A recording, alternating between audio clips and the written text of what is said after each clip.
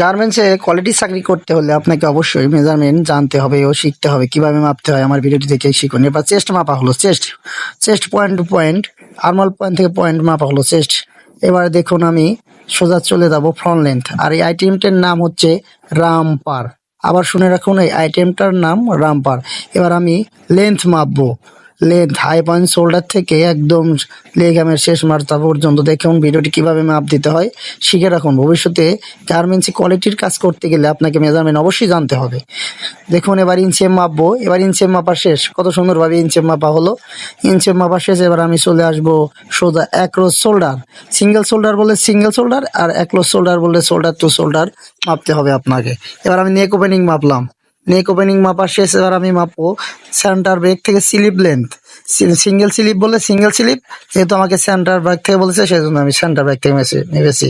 এবার কার্ভ অর্থাৎ আর্মল কার্ভে মাপতে হবে, আর্মল কার্ভ বলে কার্ভ, স্টেট বলে স্টেট। এবার আমি মাপবো বাইসেপ। দেখে শিখে রাখুন, ভবিষ্যতে কাজে লাগবে গার্মেন্টসে কোয়ালিটির চাকরি নিতে গেলে অবশ্যই।